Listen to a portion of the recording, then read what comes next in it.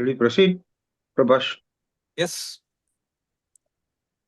Okay, so you can start, Prabhas. Yes. So, welcome to the first meeting. It's a combined meeting of IAN and IAN stroke subsection and the Indian Stroke Association. So, I welcome all for the meeting. For both the speakers, Dr. Vikram and Arvind Sharma, please, we can start the session. Sure. So, you can take it forward. Yeah.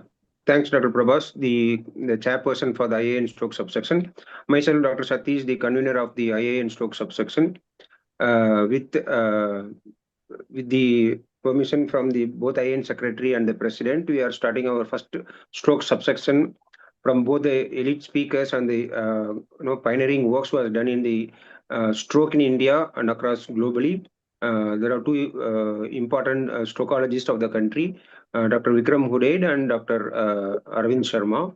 Both of them are well renowned in their own field. So, without wasting time, we'll invite the first speaker, Dr. Vikram Hudaid, who himself doesn't need any introduction. He is the director and the clinical lead currently in Narayana Hridaya Group of Hospitals. He is the president of Indian Stroke Association and he has more than around 10,000 neurointerventional complex procedures performed by him and his team. He is the first among the pioneering in stroke interventional work in India and endovascular procedures. And he has done so many neurointerventional fellowship program. And his key area of interest is neurointervention and stroke. So we invite him to give his talk, which is for 25 minutes about fixing the brain leak and as well as the endovascular procedures. What a clinical neurologist should know from an interventional perspective. I welcome Dr. Vikram Hudaid for his first talk on IA and stroke subsection. Over to you, sir. Thank you, Dr. Satish and Dr. Prabhas for giving this opportunity. Can I share my slide? Yeah. Yeah.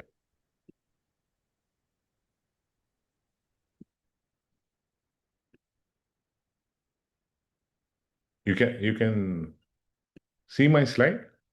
Yeah, we can see your slide, sir. Yeah. Yes. So fixing the leaks and clearing the blocks, what every neurophysician should know. So this is the title of my talk.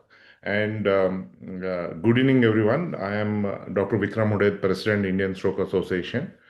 Through ISA, we are doing two main initiatives. One is Save the Brain, where we are creating a lot of awareness among general public, and also we are training physicians to do thrombolysis. And second is centenary celebration of cerebral angiogram. As you all know, it is a tribute to Igas Moniz. So cerebral angiogram. So how the stroke or intervention evolved. So initially, before cerebral angiogram, how they used to diagnose is a stroke to differentiate ischemic and hemorrhagic is they need to do LP. And if there was a blood, they used to think that it is a hemorrhagic stroke. And then then otherwise it used to be ischemic and they used to give aspirin and they used to send the patient. Then came cerebral angiogram. So cerebral angiogram actually first developed in 1927 by a Portuguese neurologist. So he also got a Nobel Prize. And next year it will be 100 years of cerebral angiogram. So we have designed a logo and we are doing CMEs to create awareness about these cerebral angiogram and stroke interventions. So Igas Moniz was a big person. So there are stamps in his name. There is a museum in his name. We are also trying to get a stamp from Indian Stroke Association. So then came the CT. Okay, so first was cerebral angiogram in 1927. Then came the CT scan. So CT scan was designed by an engineer. Okay, and it was publicly announced in 1972. So then we knew how to differentiate ischemic and hemorrhagic stroke. So first was cerebral angiogram in 1927. Then an engineer started a CT scan, And then came the MR. And MR was actually first MR to perform full body scan was done by a physician. So physicians have great mind. I think we think a lot. We started the cerebral angiogram, and the engineers started CT, and MR was developed by a physician. Okay, so Damandian. So this is, everyone should know this. What is this molecule? So this is a TPA. I think this revolutionized the treatment of stroke. So earlier, just with aspirin, they used to differentiate ischemic and hemorrhagic with CTMR and put the patient on aspirin. Then the TPA came, and TPA is there since more than 20-25 years. But still, according to ICMR data, the thrombolysis rate is less than 5%. And so this is how we evolved, even earlier, endovascularly also. Earlier we used to do intraarterial TPA. Then came the Mercy device. Even Mercy didn't enter the India. Before that, it stopped. Then came the Penumbra. Penumbra was developed by Arani Bose. He's an intervention neurologist in US. So he has developed many things. So in that, aspiration pump is the aspiration catheters are the main thing. So he is an intervention neurologist. So then came stent retriever, then combination of aspiration and stent retriever. So as you all know, 1 in 4 people will have stroke in their lifetime. So that's why it is important to start preventive program along with routine risk factors. After the CREST-2, you should all do a carotid Doppler as a neurologist as a preventive checkup for brain disorder. I think otherwise people ask what test we need to do for symptoms of brain or disorders of brain. I think carotid Doppler is a wonderful tool. I think after CREST-2, we can 100% do it. I am not telling that you should do stent, everyone. At least start doing carotid Doppler. And if you have a family history of brain aneurysm, you can advise even MR angio, neck and intracranial vessel, and MRI brain. So these are all standard of care now. Okay, now I want, see, many of the neurologists are not exposed to intervention. And many junior colleagues will join for this program, and students will join. So I have simplified neurointervention based on a plumbing model. We are called plumbers. Okay. So what the plumber does, if there is a block, they remove. So that is called thrombectomy. Correct? So if there is a narrowing, we put a stent. Correct? And if there is a leak, we block it. So these are the 3 things you should remember in neurointervention. When there is a sudden block, we remove it, declog it. If there is a narrowing, we put a stent and do angioplasty. If there is a leak, we block the leak.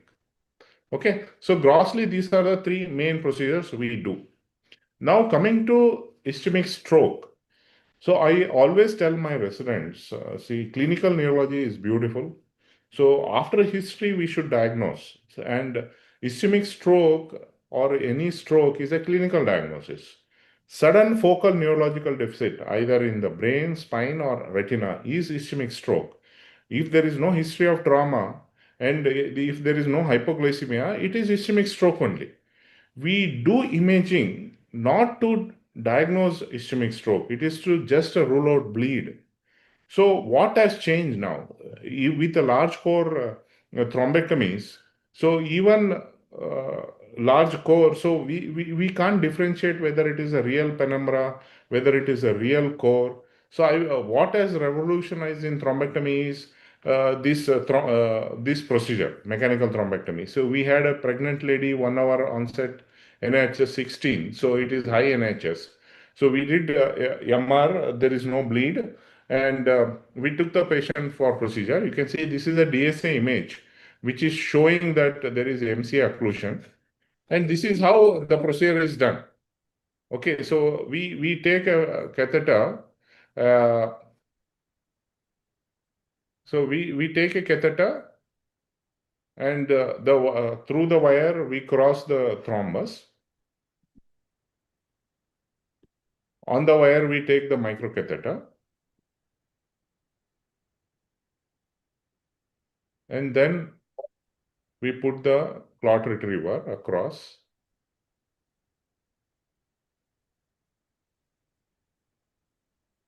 And we pull the clot retriever.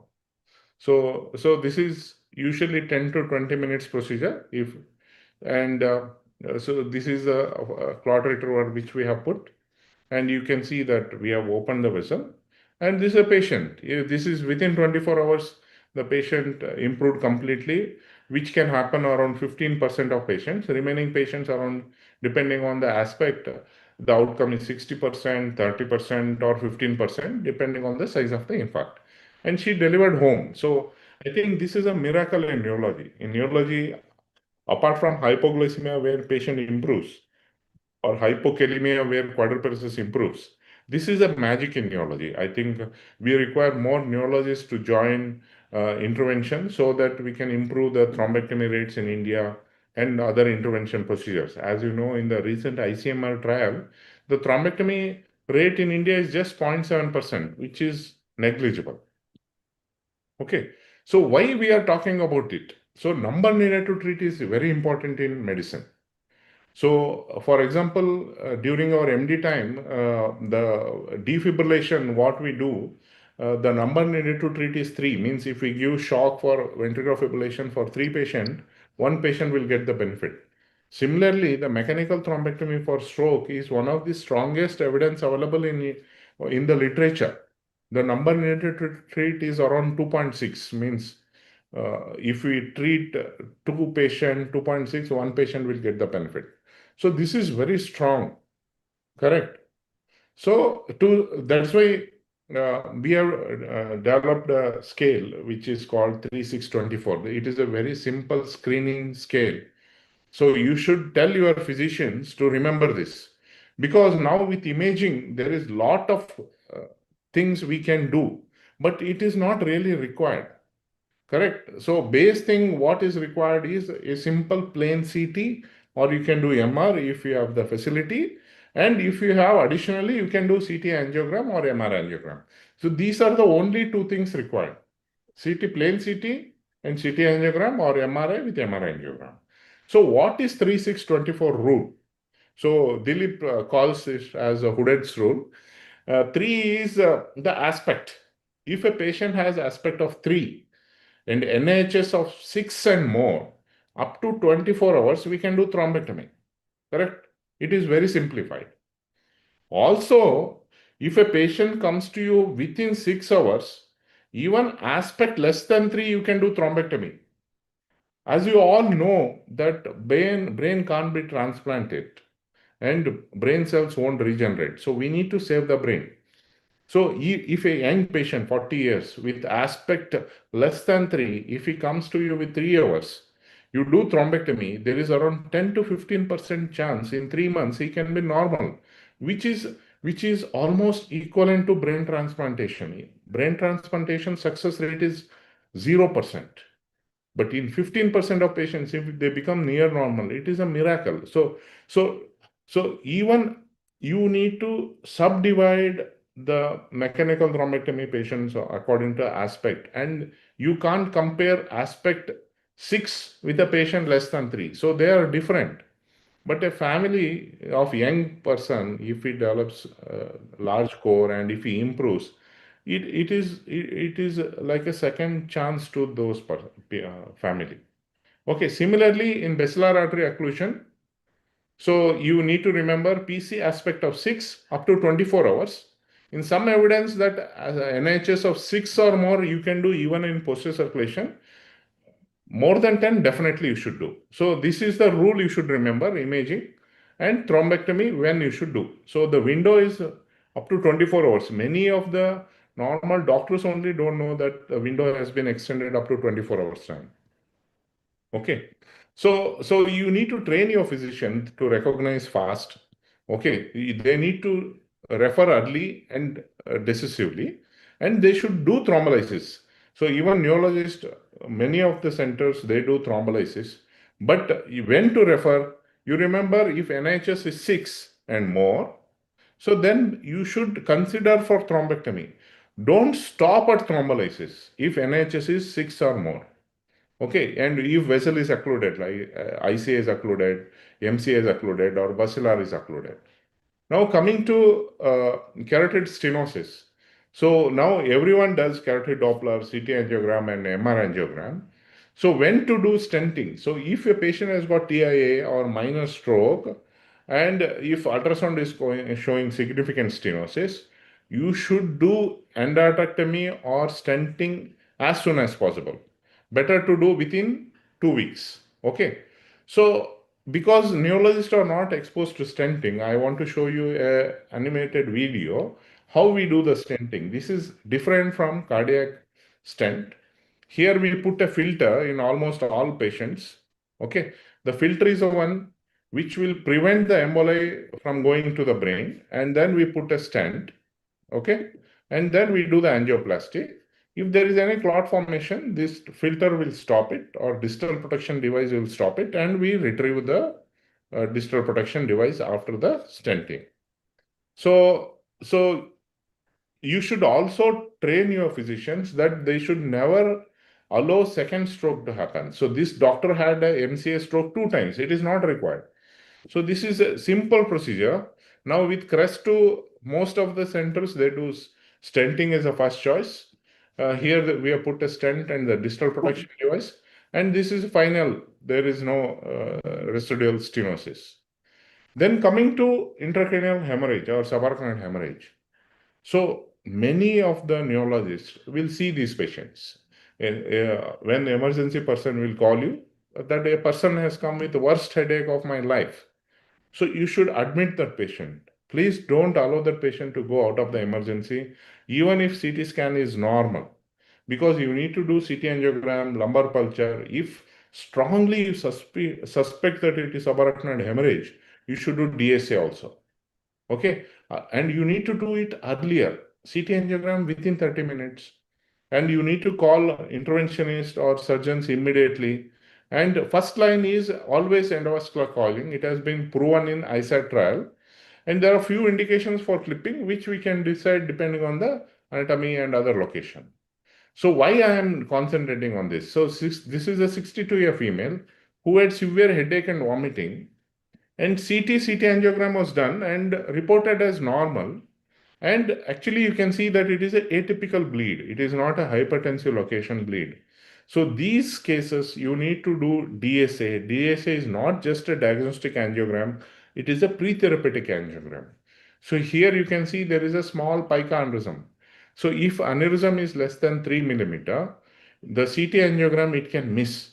And if a person develops rebleed, the mortality morbidity is high, up to 60 to 70%. So that's why it is important to do DSA in a subarachnoid hemorrhage. If first DSA is normal, we repeat it after 1 or 2 weeks time. Okay, so we did embolization, and we cured the aneurysm. So then comes what happens if the neck of the aneurysm is wide. Okay, in those situations, we put a stent which acts as a scaffold, preventing the coil from prolapsing into the artery. And then we enter the stent and we put the coils. So this is called stent assisted coiling. So it is very simple procedure, and this will prevent the coil from prolapsing into the artery. Okay. So one example, 20-year female, cyanotic congenital heart disease, subarachnoid hemorrhage. You can see there is a bifurcation aneurysm, and we have done Y stenting. One stent from the right PCA to the basilar, second stent from the left PCA to the basilar, and then we have done the coil. Okay, so then comes the flow diverter. If water pipe is weak, what you do? We replace the pipe. So here we can't replace the pipe. So this is the aneurysm. This is formed because the blood vessel is weak, that is, it has bulged. So we put a flow diverter. Means we go inside that, okay, and we put a pipe, which is pipeline or flow diverter. Once we put it, majority of blood will flow through that. Okay, majority of blood will flow through that, and less blood will go into the aneurysm, and slowly the aneurysm will heal over 1 year time. And this is a second revolution in neurointervention. in subarachnoid hemorrhage or aneurysm, and it will disappear. It will never come back. Okay, so this is the angiogram. Once we put the flow diverter after 6 months, you can see that it has disappeared.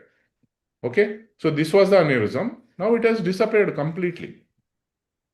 So if it is a bifurcation aneurysm, again we put a contour device, which is a intrasaccular device. It is like a flow diverter which is in reverse umbrella, and you see how beautifully it heals.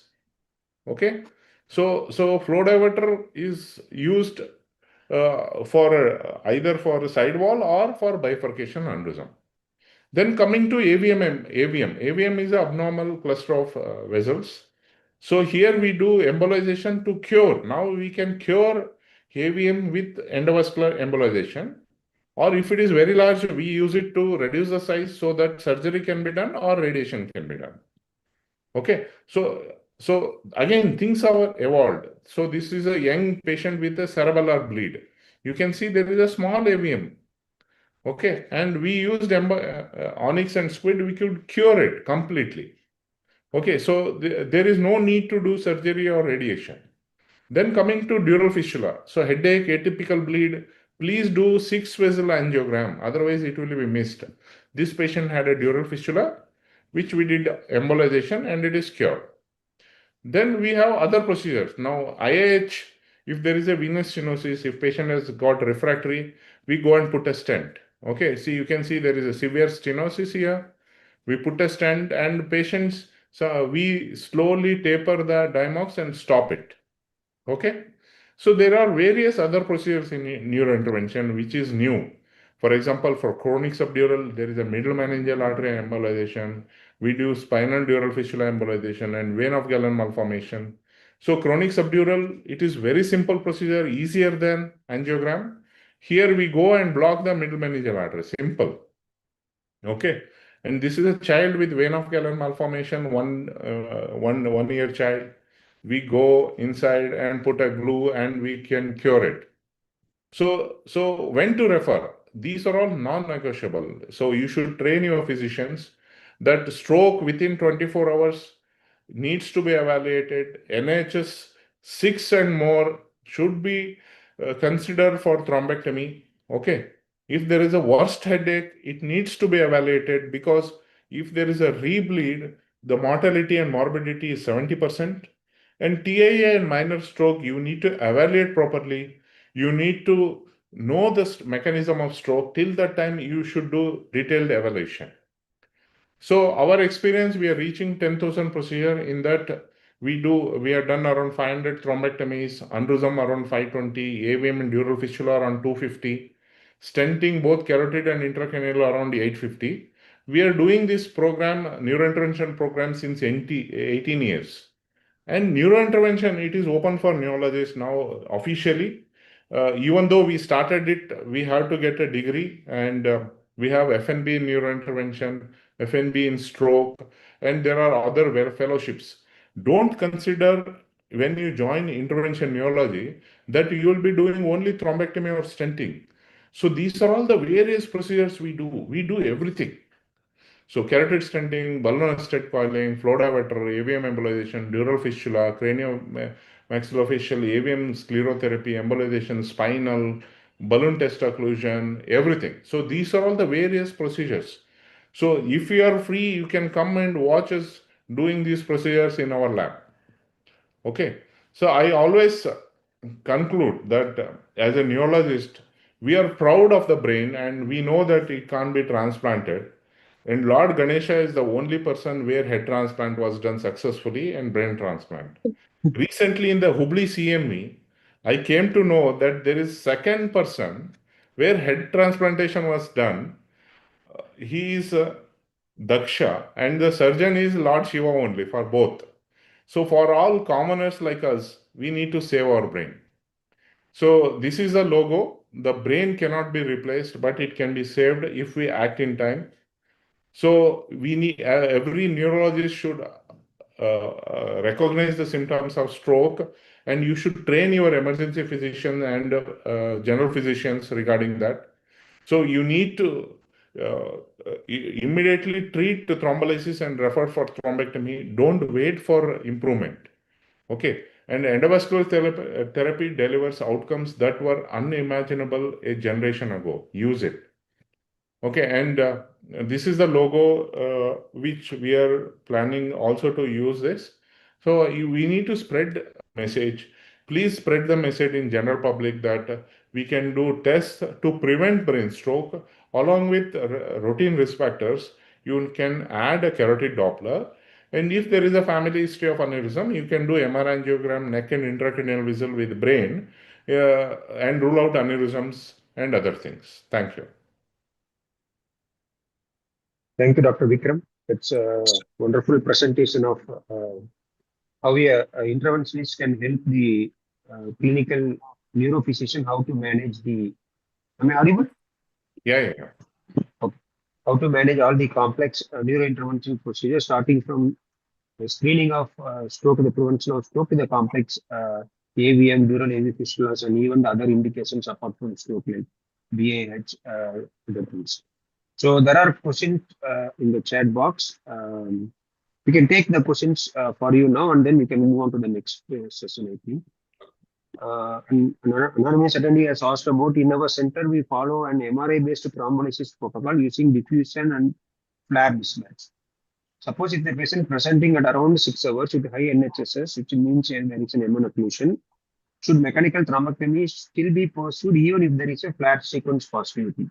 How much importance should be given to the flare positivity alone in deciding EVT? So, question to you, sir. Yeah, I have simplified the imaging, correct? So we know that we can't know the real core with the present imaging modality. Okay, even diffusion changes can reverse.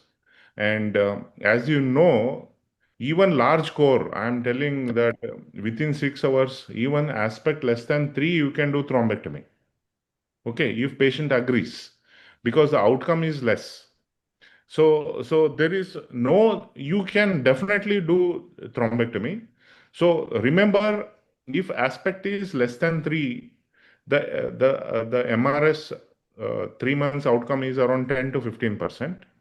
If the aspect is between 3 to 6, the outcome 3 months outcome is around 30%. If aspect is more than 6, the 3 months outcome is around 60%. So just simplify it, 60, 30, and 15. But you should always remember, so these numbers of MRS up to 2 is for Western people, correct? In India, many family people, they are okay if a patient walks with a stick, correct? So even if we consider MRS 3, and some people are okay if a patient lies in the bed, 4. So then the outcome is much better. So improvement in outcome itself, see, all of us, we want to be normal, correct? But if little bit disability with, and they can do a walk with a stick is better. So if family accept these things, then the outcome is much more than what MRS of 2. So what in your case, definitely we should do it. So, what are all the clinical parameters you decide before deciding about go ahead for thrombectomy? Like obviously the age, the site of occlusion, NHSS. Yeah. I think aspects and MRS also have a role to play, depends upon the recommendations. Do you consider the collateral score, BP, sugar also in considering these factors? See, that's why I told we need to save the brain. Okay. So the native neurons, how many native neurons we can save till the stem cell therapy works, correct? So brain can't be transplanted, stem cell therapy won't work. So we need to save the neurons, native neurons. That is the objective of thrombectomy or thrombolysis. Correct. So that's why I have told, simplified the rule 3, 6, 24. Aspect 3, NHS 6, and up to 24 hours you can do thrombectomy. If within 6 hours, even aspect less than 3, you can consider thrombectomy if person is young and they're ready for decompression and everything. So remaining collaterals and all, See, if collaterals are good, indirectly the aspect will be good. Correct. If collateral is poor, the aspect will be poor. So don't waste time in doing collateral scoring and all those things. They're gone now. With the large core study, these things are gone. Yeah. Correct. And when to do? See, if it is a IC occlusion, M1 occlusion, dominant M2, bacillar, definitely you should do. Okay, so the distal M2, M3, ACA, PCA, there is no evidence. Whereas ICA, M1, Yeah. dominant M2 means proximal M2, bacillar, definitely up to 24 hours time window. You always remember that there is no successful brain transplantation. We need to save the brain and save the native neurons. So there are other questions. I had a patient with central retinal artery occlusion and ICA floating thrombus with ipsilateral ICA floating thrombus. Both CEA and MT was declined by the respective surgeons due to risk of embolization. What is the ideal anticoagulant, warfarin or Novak, and what is the duration of this? Yeah, Means, interesting question. So if there is a floating thrombus, so usually we give anti-fragmin low molecular weight heparin for 2 weeks with a single antiplatelet. Usually majority of patients with this, the clot will disappear. Okay, so there is no need for thrombectomy or surgery. Okay, so if after 2 weeks you do a check angiogram and floating thrombus has gone and there is an underlying stenosis, then we put a stent. perfect answer. So we have other questions on the chat box. What is your experience with aphasia after mechanical thrombectomy? This is what they have to explain. The question is not very clear. Yeah. You mentioned in the first case dramatic improvement. Why not results presentation in thrombolysis immediate, 1 week later, 1 month and 3 months? Presently, results are assessed after 3 months. Dr. H.P. Phoenix. Yeah, I think, good evening, sir. Sir, I used your name initially that H.V. Srinivas is my teacher, so we used to attend his classes. He's a senior neurologist in Bangalore, and he used to tell us how he used to treat stroke earlier. Means if a patient comes with a focal neurological deficit, he used to do LP. That's what I told initially. If there was a blood, it was treated like a hemorrhagic stroke. If there was no blood, they used to put aspirin and discharge the patient. So this is how the stroke as treatment has evolved significantly. So as you all know, once a child is born, the child takes minimum 6 months to 1 year or 2 years for it to talk and walk. Correct? So that is neuronal plasticity. So that's why the sudden improvement happens only in 15% of patients, both in thrombolysis and thrombectomy. Whereas in remaining patients, because the surrounding neurons has to learn.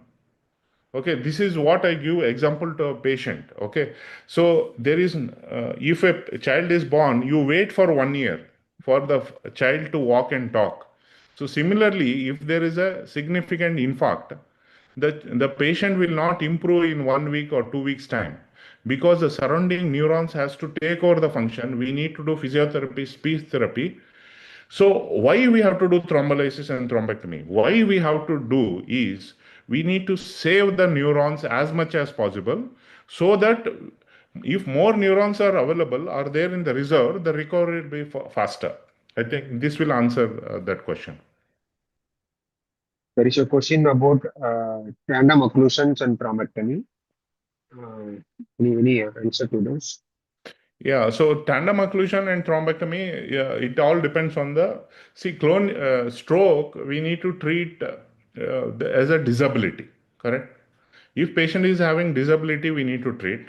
If patient is not having disability, we need not treat, correct? So don't treat the vessel.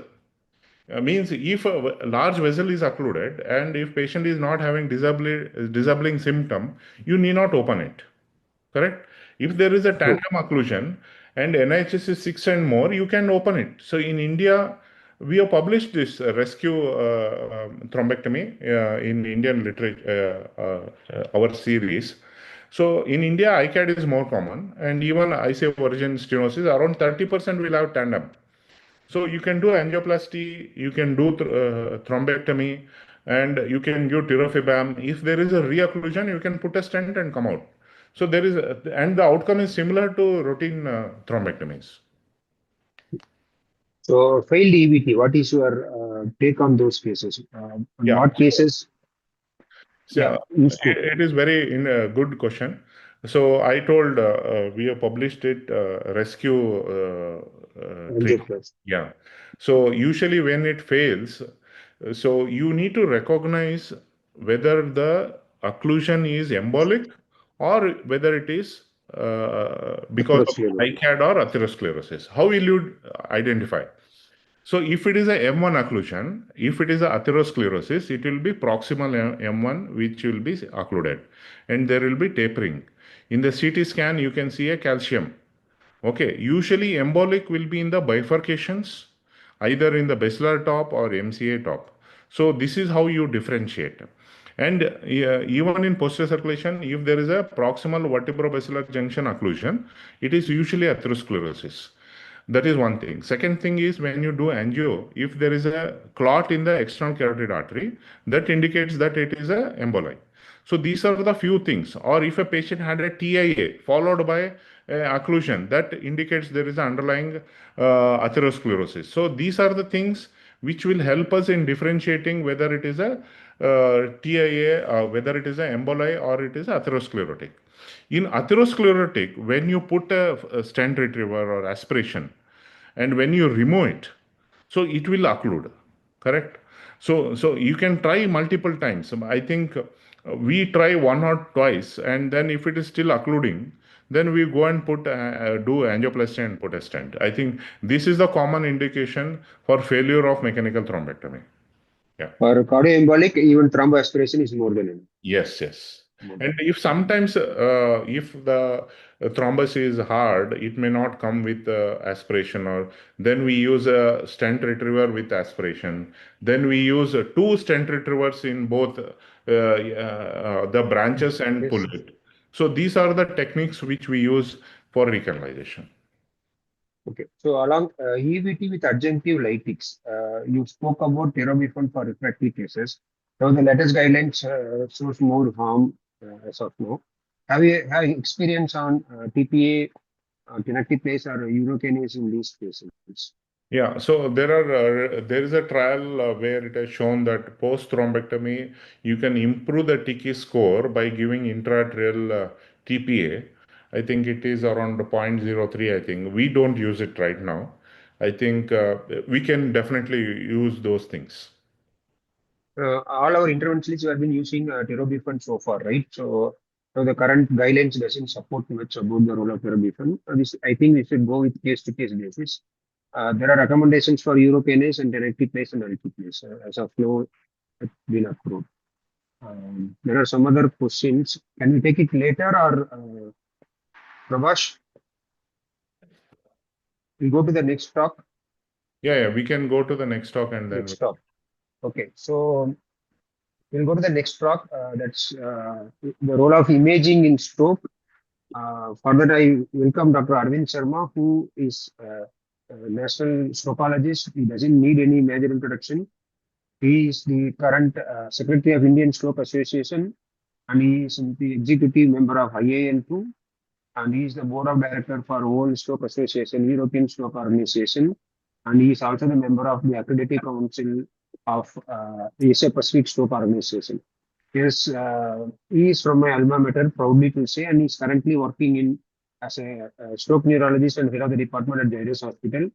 So after he has done a fellowship from Canada and trained in neurosonology from Singapore, and he has so many recognitions, awards, and a lot of research papers and scientific publications. So his talk is on current role of imaging in stroke and update. I welcome you, Dr. Arvind. Thank you very much, Dr. Satish, the convener of Indian Academy of Neurology, Stroke Subsection, and Dr. Prabhas, the chair of the subsection in Indian Academy of Neurology, stroke subsection. So thank you very much to inviting us as an executive member of Indian Academy of Neurology. I really congratulate you both for starting with a very this year's stroke meeting. Can you see my slides? Yeah, we can see. Yeah, yeah. So I'll just make it full screen. And really honored, and it's an excellent talk by our president of Indian Stroke Association, Dr. Vikram. So as he talked about the major vessel occlusion and told about there is no need of imaging, you can directly take to the patient to the cath lab. He want to say is not a wrong message if you find a large vessel occlusion. We'll discuss about it, how the neuroimaging in stroke in the acute setting and to find the etiology of the stroke, which is very important. So what are the neuroimaging in stroke are? They are CT scan, MR, CTA, DSA, CTP, MR perfusion, and as a neuroscientologist, I cannot miss the transcranial Doppler and the carotid ultrasound, which is very important, or TCCD. So we are all now MRI CT and scanologists. Now the clinical parameters still matters because we cannot miss a stroke. It can be a stroke mimic, that is okay, but we cannot miss a single stroke. That is why we all who are here as a stroke neurologist who are interested in stroke may have thrombolized a stroke mimic, and it is in the literature too. So if you see the whole gamut of the scan on your screen, it is a busy slide. I'm sorry for that. The conventional and the novel methods. So there is a lot of things which you can do. We are not only talking about the acute stroke, but we are talking about the after the stroke. You have to know the etiology of the stroke. So you can see the how the SPACT is valued, the carotid Doppler. They all come in the conventional methods now. There is arterial spin labeling, there is TOF, there is digital subtraction, and the CFDs, and what they do for the cerebral blood flow. We want to know the cerebral blood flow, cerebral blood volume, and the mean transit time. If you are interested in stroke, you know all about it, even the wall shear stress. These are the things which are discussed when we are talking about the acute imaging. As the world is moving, I put this slide because it is across world, it is war. So it is many path, different modes. You use a pistol, you use an arrow, or you use a big tank. It is one destination that patient should improve.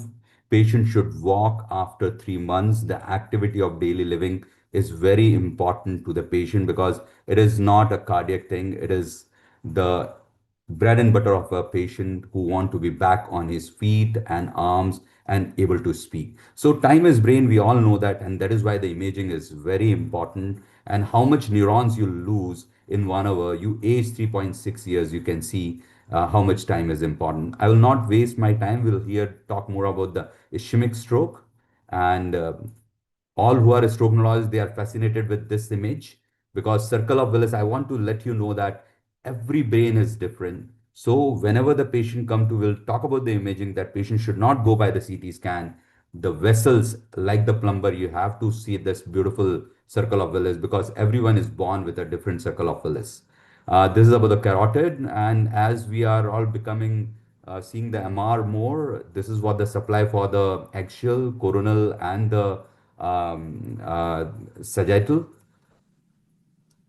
I always do these two slides whenever there are residents and the young neurologists who want to do their talk. They should show these slides to the physician and the general practitioner. A 60-year-old gentleman, hypertension, 180, 110 blood pressure.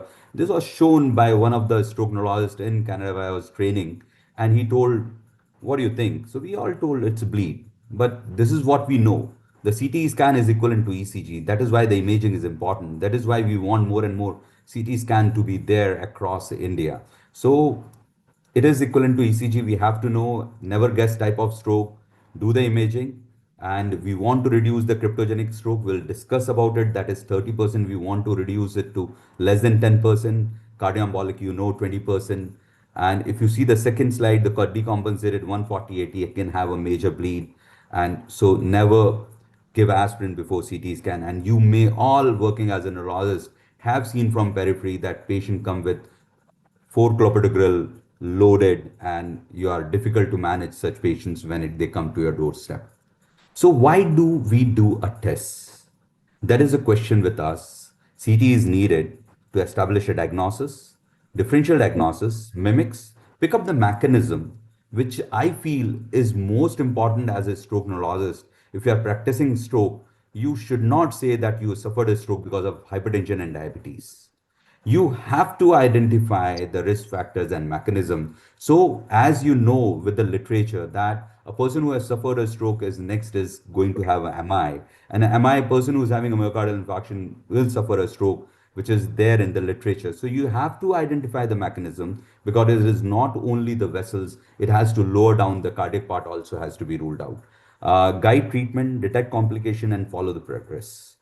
This is very important. If you see CT and MR, there are a lot of discussion, but the protocol which you follow at their hospital is the most important. You can follow a CT at our place. It is a CT based protocol. It can be a MR based, because it is difficult in West to have a 24 into 7 MR, but in the India, the public sector may have the difficulty, but there are corporates who are having a 24 into 7 MR. And if you can take the help of MRI and they are available on the toes within seconds, it is not difficult if you set up a fixed protocol of MR, not the whole MR.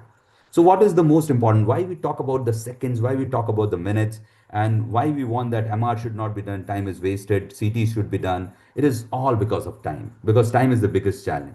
There you want to see the core and penumbra, where our president has disregarded that, and I agree with him. When there is a large vessel occlusion, even the aspects score less than 3 are now being the thrombectomies are done, because you see the literature that those patients where the thrombectomy is done and even they need a mechanical decompression, they need a decompressive craniotomy, they do better after mechanical thrombectomy rather than you're not opening up the vessels. Clot burden, removal, collateral tissue, and the care in the form of primary, secondary, tertiary, and quaternary. India is a huge country. I cannot only think about my center. As a stroke neurologist, I have to think about a neurophysician who is in Patan, where there is only CT scan, no MRI is there. There is one of the village, one of the district in our Gujarat. So there are many places across India where only CT scan is available. Extend the window, we go beyond guidelines. I agree. It is only at the quaternary and the tertiary centers you can do. But I believe in that you should, if you are at a tertiary center or quaternary center where you are using your imaging, your SOPs should be very demarcated. And if you want to know that, you see this latest F1 movie, because if you want to develop a stroke unit, you have to turn the chaos into order. And you see this movie, this looks very boring, but the same thing again and again when you do, then only you develop a practice and you become an expert. It is not about only you, it is about your team. So you have to develop a protocol. If you do an CT or MR, you should have a code stroke protocol in your hospital for first 24 hours. How you're going to, this is our hospital stroke protocol, where we discuss about the imaging, how we'll go for the mechanical thrombectomy, how we'll shift the patient to the cath lab, what imaging we will do. This is very important. And these are the people who receive that. So if you see the pathophysiology, the most important thing is not about the hemorrhage. We talk about the hemorrhage a lot, and we discourage our those who don't want to do thrombolysis and thrombectomy. They talk about the hemorrhage more, but it is the most important that it is the penumbra which is important, and is the rich anastomotic connection between the carotid and vertebral. We'll talk about the collaterals. Good collaterals has less ischemic area in comparison to the bad collaterals. If you see in these images, you can see the lowest image has a excellent collaterals and higher up has the poor collaterals. It is about the brain clot and collaterals. Whole paradigm is about that. And it is the tissue time, not the time like it is 4.5 hours.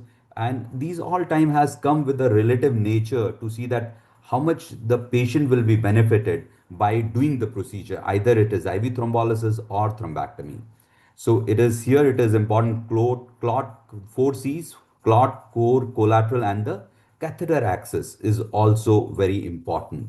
So this you may have seen in the previous speaker also. This is very important. Number needed of treat for the mechanical thrombectomy is in less than 3. And it is not you waste the time at the door, time is ticking. It is because, again, because of the penumbra, it is a benign oligemia which you save. The penumbra concept is important because it's a rational basis for the functional improvement in the injured brain occurring after the stroke. If you see here, the core at 1 hour is very small, but as you go with the time and you see at the 6 hours, nothing is left. It is all become desert, and you are not able to, if you still open the artery, you'll not benefit those patients where it is the M1 occlusion you see, and what is the size of infarct, and subsequently at the time, this is the add tissue risk at the 1 hour or 2 hours. So when you see further which imaging you should perform, that is the non-contrast CT and the CT angio, or you will do a multimodal MRI, or you will do a NCCT with CTA and CTP. We'll discuss about it. So at our place, what we do it that we do a CT scan, and our patient never leaves the ED without CTA, and we do a CT perfusion in the select cases. So it is just like a plumber, right? Infrared imaging in plumbing, always nowadays it always look for the blockage or the leak, which Dr. Vikram has talked very beautifully. So that is very important. Without CTA, if you leave your CT scan, you will not know where the occlusion, except if it is the hyperdense MCA or M2 occlusion is there. So when you make a whole chart of it, the stroke onset and patient come to the ED, the CT with CTA has to be done. People are worried about the CT angio even in the CKD patients, or with the very marginally high creatinine. For them, it is very clear. For the minor stroke or the high risk TIA, you will wait for the creatinine. For the major stroke, the neurons are major than the nephrons. You do not wait for the creatinine, and it is a protocol at our place. If you see this paper with by Andrew, and you can go through this, the overall rate of hemodialysis in CTA or CTP is 0.07%. And if you have a nephrologist on your side, there is no difficulty. If you open up a vessel and a dialysis is needed, it is not at all a problem. So tissue window, not the time window which guides the acute stroke, which we are discussing. One third of the patient arrives hospital last seen well between 6 to 24 hours. And if you are at a tertiary and quaternary center, you have to use the multimodal imaging. And this is what the penumbra, border zone, and benign oligemia looks like. And here comes the what Dr. Vikram was also talking about, the aspect score. And this is for the young neurologists and the residents who are there part of this program.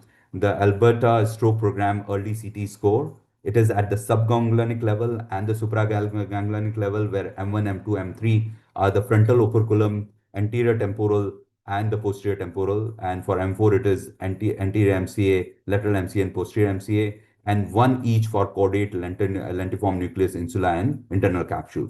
So this is important, but you should know the value of the stroke window also. We'll talk about it. These are the areas, and one each area which becomes hypodense, it takes away, and the less than 3 is a very severe stroke. So if there is a there is a hypodensity in the M1 area, M2 area, this is how it decreases. If you see here, from the right side, there is an insular ribbon, loss of the insular ribbon. There is a hypodensity corresponding to the tertiary of the affected vessels, and there is a basal ganglion in the second, obscuration of the basal ganglion, and the third one, there is a lobar cortex, loss of the cortical ribbon.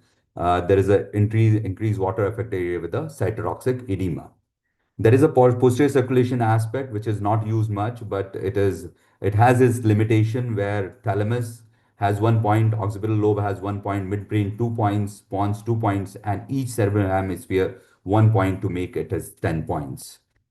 So when you do the aspect, when you do a CTA with it, with the multi-phase CTA, which can be done in 20 seconds, you want to see the collateral circulation in acute stroke. So there are 3 types of collaterals. One of them is the Willian, that is circle of Willis, Wilson collaterals, because collaterals are very important, as Dr. Satish was also talking, because of the major component of the cerebral hemostatic response to the ischemia when the primary conduct fail to provide perfusion to the critical part of the brain.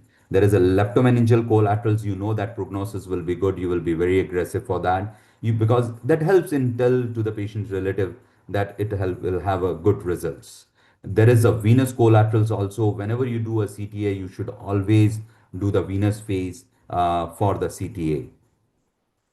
So tissue is brain. The assessment of the collateral supply in progressive vasculopathy remains critical for make the therapeutic decisions, and it imposes gradual challenges to the secondary collateral circulation. When there is no major occlusion and you have M2, M3, we cannot see it. Even you thrombolize those patients, there it becomes very important. So if you can see here, there is a major occlusion. There are excellent leptomeningeal and the Wilson collateral in this patient. If you go to the syndromes like MCA, there is a major MCA. It is the M1 occlusion here. You can see the hyperdense MCA. As the time permits to me, another 10 to 15 minutes, I will go slightly fast. This is hyperdense MCA on the right side. If you can see my arrow, there is a M2 occlusion. The arrow is already there. And if you see how the AC infarcts are present, if you are treating stroke, you know about it, how the ACAs are presenting. But the most important and most deceptive presentations are of ICA. They don't present in the very bookish pattern, and they can have a varied pattern of wedge shape, superior division, inferior division, and the oval shape, deep watershed infarct, and the small white matter watershed infarct. So I'll talk about one of the patient of 78-year-old lady, 2 by 5, aphasic, NIHS 10.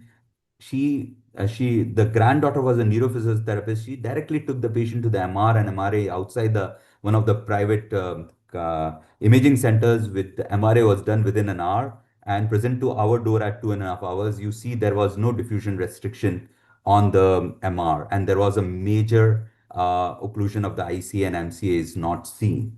Door to needle 3 hours, patient improved, went home on antiplatelet. We are not able to do the imaging in the form of vessel. This was the stroke size left in such patient with the major occlusion. But she presented again after 3 weeks with a mild deficit. As she was neurophysiotherapist, she did an MR again. Here another small stroke was found, and you see the vessel was open after the thrombolysis, but MR was done. CT should have been done, because MRA, I will tell you in the further imaging, they overestimate the stenosis. The ICA was open and partially the MCA was open. The mechanism was important, so we did the Holter study for such patients for a longer time and put the patient on double antiplatelet. Recurrent stroke, you have to identify the mechanism. You have to go to the extent to know what it is causing for stroke. If it can be arch of aorta, atheroma, and other things. So multimodal imaging is very important for patients who are presenting outside the window. It can be perfusion, it can be MR perfusion, or it can be CT perfusion. But the another thing which is also important is the length of the clot. If you see, this paper is a very good paper on interact study, which was Bizoy was part of it, and it shows that from the MCA to ACA, if you see the whole vessel of MCA, 0 implies for the complete occlusion of the ipsilateral anterior circulation, and 10 implies no occlusion. And if you see, there is a residual 0, no contrast penetration of thrombus. There is residual flow, permeability through the thrombus.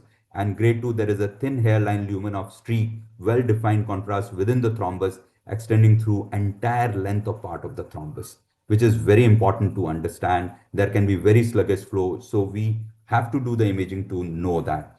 And if you want to localize the baseline intracranial thrombus, I have given all the scenarios. You can see the ICA I occlusion in this. The second is ICA L occlusion.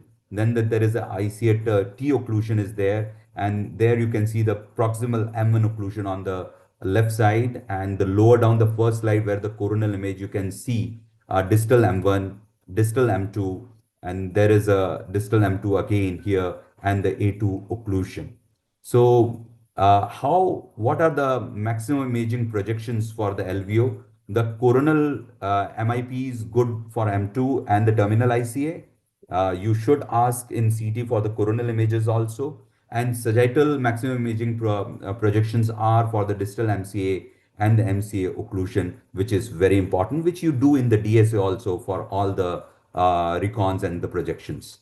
So what I was saying about the CT scan, whenever you're doing a CT scan, you should know how to go for a stroke window. You can see above all the things are without the stroke window. With the leveling lower down, you see how they look on the stroke window, and you identify even the NCCT. You can identify the major vessel occlusion there, the M1 occlusion, and on the last one, you can see the hyperdensity in the left basal ganglion, which is not seen very much well on not without the stroke window. There can be artifact, so scan without the artifact, you can see on the other side, which is very important. But stroke windows definitely help you to get a better aspect score. There is an inter-observer weight differentiation, but you should know how to do the stroke window, not to ask the radiologist to do it. So CT scan in acute stroke to rule out hemorrhage, intravascular thrombus for CTA, CT perfusion for the core critical ischemic reversibility, and the penumbra of the severe ischemic for the potential salgible tissue. So less than 6 hours, as Dr. Vikram also said, no benefit of any further multimodal study. You can directly go for it. For the late window, definitely between 6 to 24 hours, you can use even flare, MR flare, CTP. There are different modality. Watch what you use at your hospital is very important. And here you can see, I will not go into it. I'll directly want to let you know that CTP definitely is an important modality. Its rapid and other software are costly, not feasible for the low volume center. Multiphasic CT is much better if you do a CTA in comparison to CTP. And it is CT perfusion is an excellent tool, but it has to be used in a very limited manner when it is needed. In comparison, you can do a multi-phase CTA and identify the occlusion with the collaterals. And but when there is you are extending the therapeutic window and you definitely want to know that you want to go further with the endovascular treatment, you can take the help of the CTP. Diffusion perfusion mismatch, you do it to look for the patients where the mismatch is there. But most one question was there about the diffusion and the flare mismatch. We'll talk about it. Question is very clear. We are doing the test for ourselves or for the patient benefit, which is very important. So I've skipped those slides because this slide was concluding everything. The core penumbra mismatch, core clinical mismatch, that a small core and a high NIHSS, and the diffusion flare mismatch. We all nowadays, after all the studies which are there with diffusion flare, those who are using the MR protocol, they are thrombolizing the patient with the diffusion and flare mismatch, and which is up to 9 hours if there is no major vessel occlusion. The penumbra pattern, even with the rapid software which Vikram is having at place, and there are centers in India, I think 5 or 6, where it is, I don't know the exact number. Infarct core less than 70 ml, penumbra volume greater than 15 ml, mismatch ratio, and the Tmax is greater than 6 seconds. So this is whole, it identifies, but it is important why you're doing it. If it is a large vessel occlusion, you identify on CTA, you can directly take the patient to the angio suite and go for the thrombectomy, as Vikram has said. But modalities are always complementary. Satish, because I'm not able to see the time, if you can tell me 2 minutes by, I will stop, right? Just let me know if I don't overshoot my time. Please go Okay. ahead, sir. No problem. Yeah. Thank you. So these are the various modalities: DSA, CTA, MRA, and the TCD and carotids. They are all complementary. It is not like that one modality is much better than that. Absolutely, for thrombectomy, you have to go for the DSA, and there are advantages of every modality. There are radiation exposures. You can access the collaterals. MR definitely, without contrast, it overestimates the stenosis. Don't waste your time by doing a MRI brain with MRA without contrast. It is a useless test where you overestimate the stenosis or the length of stenosis. But you are not able to do the contrast. There the comes where your patient is on CKD and you want to identify the mechanism. Sometimes you are not able to give it. CT angio, definitely it gives a very good representation of anatomical detail. This is, I want to say about the TOF MR, how it has overestimated the M1 stenosis, and you see the CTA, it is not so much. Ultrasound is a very important modality for the TIAs, and you are suspecting for the mechanism of stroke. You can do repetitively. It is inexpensive, portable, bedside, non-invasive, repeatable, continuous real-time imaging, and information about the arterial wall, which is very important. You have to go for a vessel wall imaging for that. These are the differences. You all know about it. There are advantages and disadvantages. They are always very complementary. So I will put up a word about the intracranial atherosclerotic disease here as we are talking about imaging. and why it is important as a vessel wall imaging for such cases. ICAD to be distinguished from the non-atherosclerotic diseases where there can be dissections, recanalized emboli, inflammatory arterial disease, PRES or RCVS. So you see for ICADs, you have to have an in situ, the mechanism is in situ thrombosis or arterial artery embolus, flow limiting stenosis, downstream hypoperfusion, and branch occlusive disease. So these are the three mechanisms for ICAD, and they can be a focal stenosis, a long stenosis, multiple stenosis in one artery, stenosis in greater than one artery, and multiple arteries can be affected in one patient. So it is very important to identify that. And here the high resolution intracranial vessel imaging come in picture. If it is a concentric plaque, it is vasculitic. And if it is an eccentric plaque, it is because of the ICAD.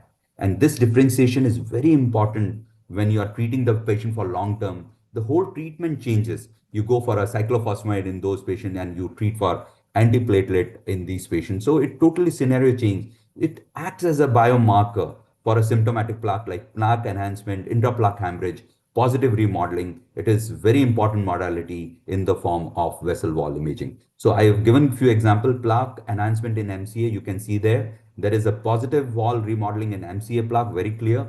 And there is a MCA plaque appearing on the T1 hyperintensity. And there is a long plaque surface irregularity in the basilar artery, which is clearly demonstrated by the vessel wall imaging.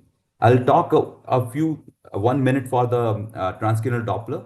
You see this image, you can see there is a CT angio there where there is a ulcerated plaque and there is an intraplaque hemorrhage. And when you do a TCD, you find an emboli.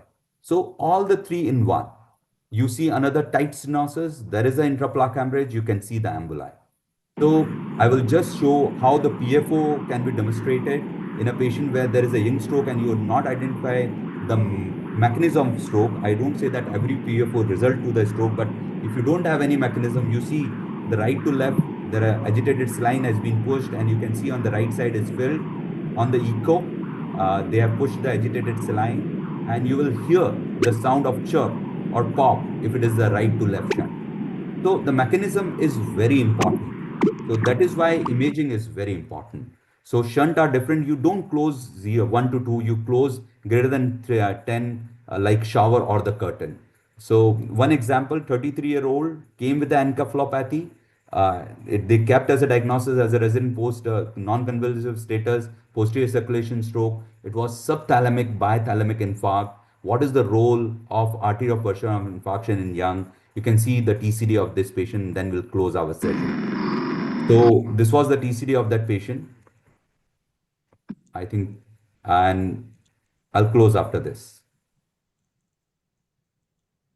I can see Satish there waiting for me to close. You can see there are hits there, and subsequently it will be covered totally like a curtain. So such patient, you definitely you close them for PFO. And this is one image where you see that on carotid you can see the stent placed. This is not post endarterectomy. This was the stent which is shown in the carotid. How beautifully you can show the images. And this is what the dissection look on the carotid. And the corresponding, there is a crescent sign on the CT angio. So neuroimaging is crucial in stroke management. CT is sufficient to make the treatment decision. Enhanced by CTA, diffusion ADC shows lesion early than the CT. Diffusion flare mismatch may be helpful. Penumbra imaging investigational. Vascular imaging needed. Need to shorten the stroke onset imaging time. Thank you very much for the patient listening. Thank you. Satish and Prabhas. Thank you, sir. Thank you, Dr. Arvind. It was a wonderful presentation of both imaging in stroke. I think you have covered everything, the whole topic in gamut of all the indications, including neurosonology, high resolution MRI, vascular wall imaging, and perfusion.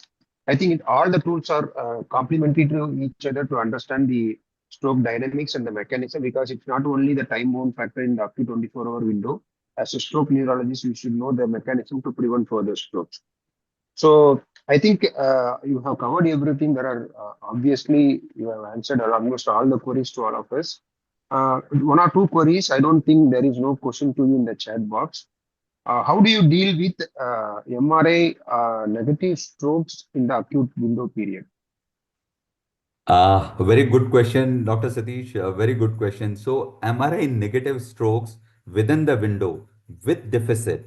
For If it is a example, the patient presents like a vertigo. I am not sure it is positional vertigo versus central vertigo. I have a doubt about central vertigo with some soft signs, and MRI is negative. How do you proceed? So it is very clear about the sensory and the vertigo. If there are only sensory symptoms and MR is negative, you don't thrombolize those patients, right? That is, I'm talking extra about it, what you have talked. Yeah, Then coming non-disabling to the strokes. Yeah. now coming to vertigo. So if it is MR negative and there is only vertigo, no other cerebellar signs or other signs are there, you don't thrombolize them, right? We agree that 25% of the stroke, which 25% of the vertigo which presents, even like a peripheral vertigo, turn out to be a stroke. I agree to that part. But MR negative, only peripheral vertigo, no other telltale signs or symptomatology, you don't thrombolize such patients. True. But majority of the time, MR can be negative in medullary strokes and other things. So I think if the symptoms and signs are more of a stroke, then we have to take a call on them. So that is the point. So if there is a stance ataxia or you find there is a other, that is why the clinical examination is important in such cases. In the ER also, there is some sensory loss. It is a lateral medullary syndrome. You have to see other symptoms to be there or signs should be there for thrombolysis. Isolated vertigo, I will take Nothing. with a pinch of True. salt. Yeah. Understood. So the disabling strokes include a motor stroke, aphasia, or something related to that. So, okay, the second question to you, Dr. Arvind, is two scenarios where, as a neurologist, you are in a primary stroke center, where what are the basic minimum imaging and how quickly you will do, and what is the guidelines to suggest to the audience neurologist uh, how to diagnose strokes and to detect LVO and Ventura. What Thank are the you very basic much. minimum? Thank you very much for that question, Dr. Satish. It is very important question as the Indian Stroke Association is advancing towards it. The primary stroke center requirement are very clear in the stroke accreditation, which we promote that people should do. The basic requirement is a CT scan. There is no need of any other modality there, and the primary stroke centers are allowed only to do a thrombolysis, right? They are not allowed for any because they are not equipped further for the thrombectomies. So there is a requirement of only doing a 6 thrombolysis in a year to apply for primary stroke center for accreditation. And they should have a constant touch with one of the advanced stroke center to drip and ship those patients for the higher centers. They should have one neurologist on board. Not necessary it should be available at the site. A physician can thrombolize with the CT scan minimum requirement at that hospital. So you mean that you don't need an angiogram in majority of the cases to detect LVO? I'm Angiogram, sorry, say it again. CT angiogram, CT angiogram to CT, detect you LVO. know, see, if you are at a peripheral center, we are talking when we do a talk, we talk about our the tertiary centers and the quaternary centers and the medical colleges. But stroke never happens only those places. They happens in the periphery, and we don't let that the patient at the periphery doesn't get the treatment. They should get the treatment, and we should thrombolize those patients at the periphery. And even the CT scan, sometimes it is a large vessel occlusion, the hyperdense MCA, the basilar spot sign, and the M2 sign, they all can be seen. And if a stroke neurologist is there on board, he can tell that you can start the thrombolysis, you can give tenecteplase, and you can shift the patient, as there are major trial for the large vessel occlusion also, and you can shift the patient to the major centers. I think there are some hands up, Anna. No. Mm, Prabhash and Satish, can you hear me? yes, yes, sir. Please go ahead, sir. Dr. Sunil, yes, sir. Congratulations for starting on this series, and very nice to see Arvind and Vikram. I was listening to your talks. I have a question first to Vikram. Vikram is around? Yeah, he's there. Right. Yes, sir. Yes, sir. I'm there, sir. So, do you, these dolichoectasias is one condition where I find there's a very amazing entity. Many a time I see them more often in the posterior circulation, basilar and vertebral and all. And some of them are very huge, almost like a fusiform aneurysm.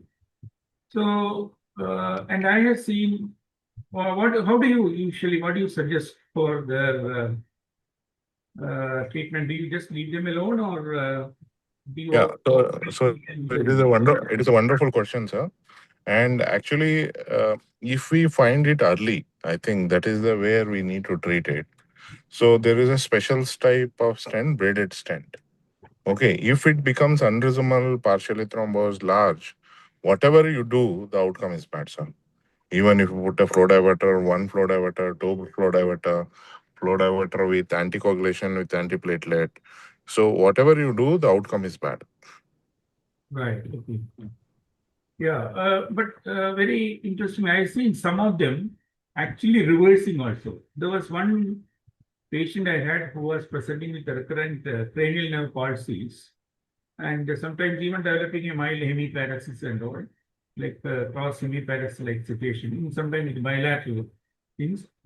And then after a while, and you see this dolichoectasia of the vertebrobasilar system, initially when I found, I was very scared what's going to happen to this fellow. But I found he was ataxic, and after some time he settled. His ataxia became less, the illness improved. And then I did a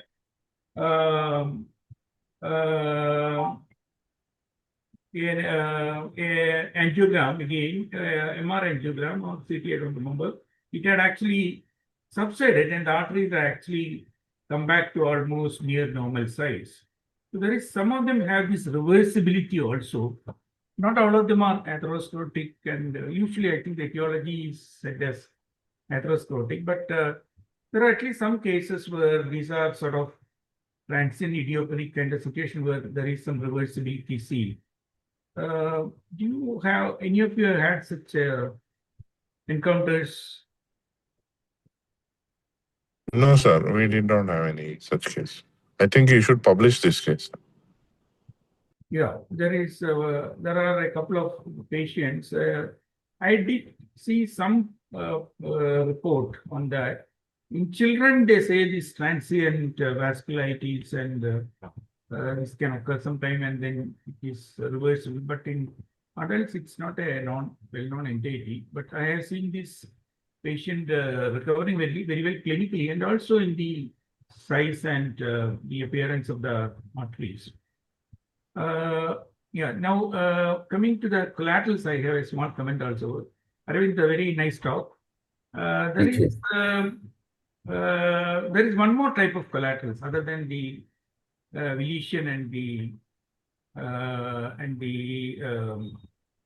classical leptomeningeal collateral syndrome, which is a type of collateral which is more commonly seen in myocardium, which is the arteriogenetic types. That is, after chronic ischemia, some of the chemotaxic factors for the vascular growth factors in the ischemic areas sort of encourage angiogenesis, and they start growing. They won't have any effect at all, understandably, in the immediate acute stroke, where Venetian collaterals play a more important role. And also in the, and of course, the leptomeningeal also play a role in the penumbra. But these can help in the long-term recovery. They are very powerful in actually following MI, etc. But in brain, actually, it's more of an evolving concept. It's very difficult to image them, but by perfusion studies, they have inferred that this does Sir, in brain, there are one more type of collaterals called dural pile collaterals, which is seen in Moya Moya, I think. Very right. Yeah, that is one type of collateral we should know. Yeah. That is quite different from leptomeningeal. It doesn't come under leptomeningeal, is it? No, sir. Right. Okay. Okay, good. So this is going to be a regular feature, Prabhakar and Yes, sir. Yes, sir. Yes. It should be like a So- bi-month, once in So- fortnightly. very There happy. are- So this is something which I couldn't achieve. I wanted to have this ISA and stroke subsection to come together, and I was there in the stroke subsection. So it's good that you could do that. So congratulations to both the stroke subsection and the ISA members for sort of So- having some combined. Thank you, meetings. thank you, Dr. Sunil. I think these young lads, they are doing a fantastic job. And so there are two questions I think I should answer before Yeah. and it is by Dr. Sunil Gajre, that is, stroke is a clinical diagnosis. Even in MRI negative patient, better to thrombolize than not to thrombolize if within window. We totally agree with that, and we all do it. MR negative, that I showed the ICO occlusion, the young girl who got the MR done within an hour, and there was no diffusion restriction. We thrombolized that patient. So it is totally, we were discussing, I think Dr. Satish has mentioned that very clearly, to thrombolize those patients where we are just talking about the sensory symptoms and the isolated vertigo. And Dr. Satish, if you say Piyush question, if I can answer, if you're Yeah, okay. you can go ahead with Yeah. the fluctuating stroke Yeah, symptoms yeah, in yeah. thrombolysis. So because he asked very particularly how do, and it is a very important question, how do you approach thrombolysis decision in patient with fluctuating stroke deficit? It is very clear that mild strokes, there are new guidelines which are coming. But if it is disabling, it is the stroke, if it is coming within a picture, and if you don't find anything which is, there is a permanent damage on the scan, you thrombolize those patients, no doubt in that. We have to. We cannot leave a patient with a deficit if there is a fluctuating and scan is not showing, the stroke window is showing totally aspect score of 10. You have to. Yeah. I think there is a question for Vikram. Yeah. Yeah, the same question to Dr. Vikram. I think Dr. Piyush has asked a relevant question. Fluctuating stroke symptoms, whether there is a large Underlying vessel ICAD. or large vessel or underlying ICAD also, you have to thrombolize, because these are all the cases where there is a definitive role of large vessel occlusion and a severe cardioembolic stroke, and thrombolysis is safe in even fluctuating symptoms, provided that the symptoms have completely resolved and never fluctuated and non-disabling. That is a sign where a neurologist should take a decision whether to thrombolize or not. Otherwise, I think Dr. Piyush, you also agree that we should thrombolize. So now the question to Dr. Vikram from Dr. Piyush is that in ICAD with fluctuating signs, how do you approach? Yeah, see, ICAD with fluctuation. So first we need to give definitely medical treatment. We can give a double antiplatelet statin. Vikram, if And it's coming in acute, they're asking, they come to you in Within the acute. first 6 hours or Yeah, they're coming within the first window. stroke window. so you thrombolize. If there is a disability, you thrombolize, definitely. So it is, you see, if you ask me, okay, if a patient is having fluctuating symptom and there is ICAD, or if there is a tandem ICA stenosis, and if NHS is low, in those patients, I want to give tirafiran. Okay? I don't want to give thrombolysis if NHS is low. We can give tirafibam or Brilinta and aspirin load. Because in those patients, if they worsen, we can do angioplasty and put a stent. So if we have done the thrombolysis, if NHS is high, then still we can do angioplasty and stent if there is a worsening. And if NHS, so that's what, stroke is a clinical diagnosis. We need to treat the disability, not the size of the vessel which is occluded. I agree with you, sir. I think Dr. Pawan, do you want to ask anything specifically? You can type there. There is one maneuver called head up tilt, where in a fluctuating symptoms, where the patient symptoms improves with supine position and worsens in sitting or standing. So it's a reversible condition as well as fluctuating condition. These are all the conditions where we can expect a carotid occlusion or a T occlusion or a MON occlusion. And we can go directly with the same protocol what we have discussed for mechanical thrombectomy and thrombolysis as per the guidelines. These are all the cases where we should not wait and watch because you will burn the finger if you think that the patient's symptoms are fluctuating. And Dr. S.P. Gorti sir has asked about is this a routine practice to do medial meningeal artery embolization in SDH? Dr. Vikram. Yeah, so not routine, sir. If a patient is going for surgery, so we do either pre-surgery or post-surgery. That is one thing. Second, if it is a significant subdural, chronic subdural, and patient requires antiplatelet anticoagulation, and there is no need for surgery. In those conditions, we do middle meningeal artery embolization. Okay. So Dr. Ravi Prakash has asked about role of ergotraben in early neurological dysfunction in stroke. Guidelines and usage. Dr. Vikram? Vikram. No, we don't use it. Yes. I think it is used in some countries like South Korea, but we don't have a general recommendations in along all the countries. Intervention in CVT, I think you have brushed upon that. You want to highlight anything, Dr. Vikram? See, CVT, the first option is to give heparin. On heparin, if patient is worsening, we should do thrombectomy, thrombolysis or thrombectomy, endovascular. Or if patient comes with low GCS, like if GCS is less than 8, and if there is an extensive CVT, we can do thrombolysis, thrombectomy. Some patients, if they go into status epilepticus, refractory to medical treatment, in those situations also we can do. Or if there is a visual deterioration, papilledema, a visual deterioration, in those conditions also we can do thrombolysis or thrombectomy. Great. So I think we have covered most of the acute 24-hour window questions in this subsection.